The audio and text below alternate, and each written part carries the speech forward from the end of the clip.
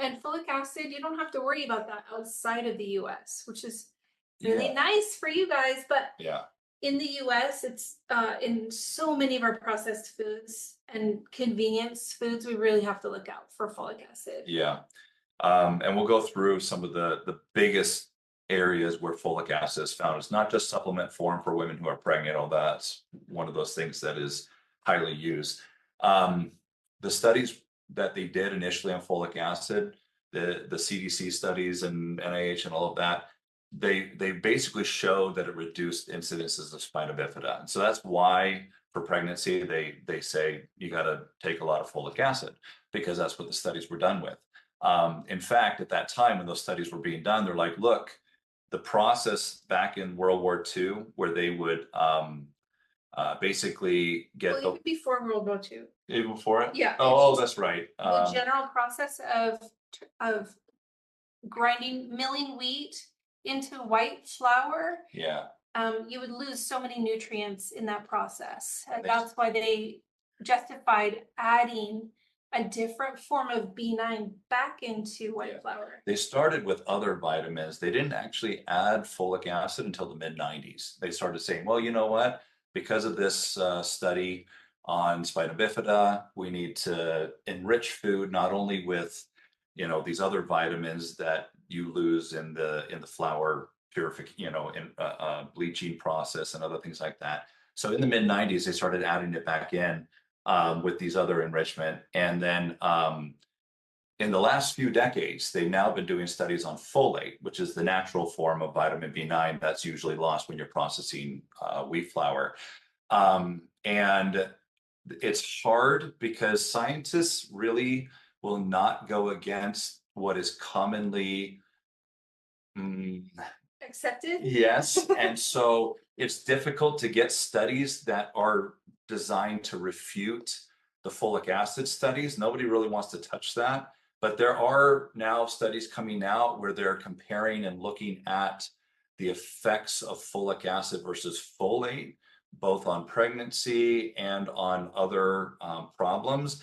And people they're skirting around, but if you read between the lines, you can find that they are starting to say, look, folate is the better version of vitamin B9.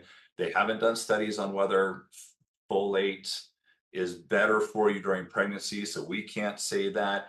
But there are studies coming out where they're looking at that there are fewer incidences of miscarriages using folate rather than folic acid. They don't want to come straight out and say that folic acid is causing miscarriages, but they are saying that they're showing fewer incidences of miscarriages. So it's a messy history. Folic acid is one of those things where if you tell people not to take it, you're going to get a lot of pushback. You're going to get pushback on both sides. But if you cut it out for 3 to 4 days, see how you feel, or your children see how they feel, and then introduce it back in on the 5th day, you will see a difference. And you will see a difference more in some kids than others, or more members of your family than others. I used to be a yelly mom because I have genetic mutations that make it difficult to break down folic acid. And my kids called me Monster Mom. I mean, this is after the fact because Monster Mom has been gone for a long, long time. Yeah. But it really is influencing our brains, which influences our mood and our behaviors. Yeah. So there's been a lot of studies done, and you can kind of read this list. I won't necessarily go through each and every single one of them, but just as an overview, folic acid is more shelf stable, which is why they put it and enrich it in foods, because even when you cook it, it still remains stable, whereas folate tends to break down when you cook it. So there is folate lost when you cook foods, even bread, natural wheat that has folate in it. You lose some of that folate when you cook it as it breaks down. You'll find folate mostly in leafy greens, but you'll find it in grains and other things like that. Folic acid has to be processed 3 times by you before it becomes the natural folate. And there are people that have genetic problems in that 3-step process, specifically the last step. You may or may not have heard of the MTHFR gene. it's got a lot of buzz today online. A lot of people are talking about it. It's because it's one of these that's found. If you were to look across different genetics of a wide variety of races, you'll find that on average it's about 30%.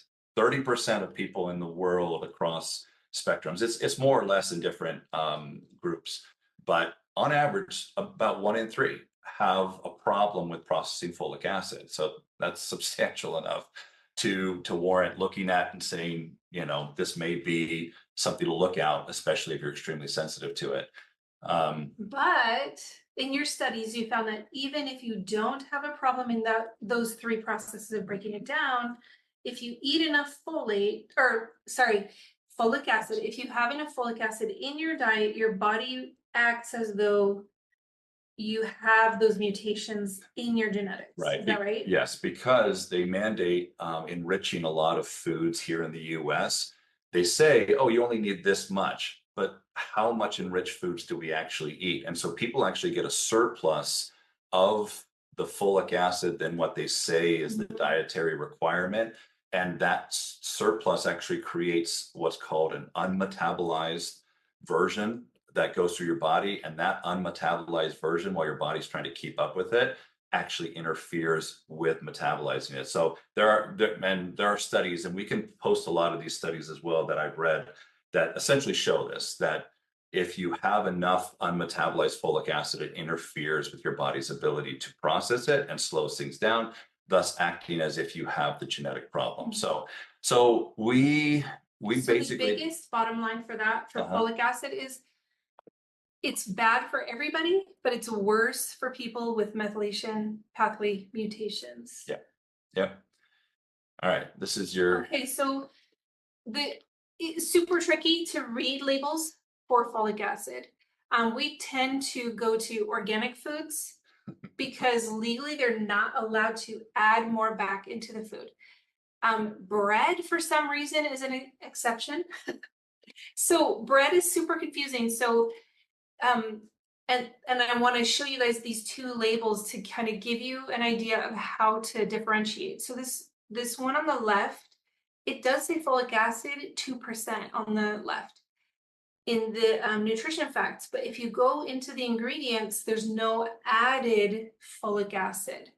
So this one's actually okay, which is surprising because it does list folic acid. This one's okay because the folic acid is less than 10%, and it's not added here in the ingredient list. So what they mean is folate, the natural folate that's found in whole grain wheat. So this one's actually a misnomer. In the US, they will interchange those 2 words, folic acid and folate. You really got to be careful with the labels.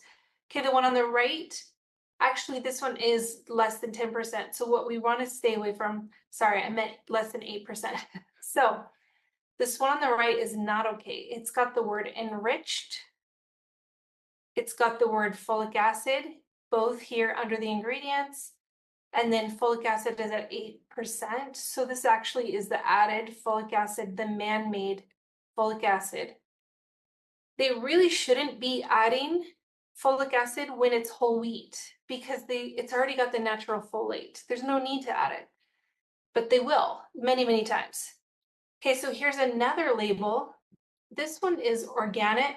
It's the Naked brand, organic whole wheat bread. It says it's simple, transparent, delicious. And they advertise on their website that they only use clean ingredients. They don't add any additives. Oh, here's an additive, enriched bleached wheat flour.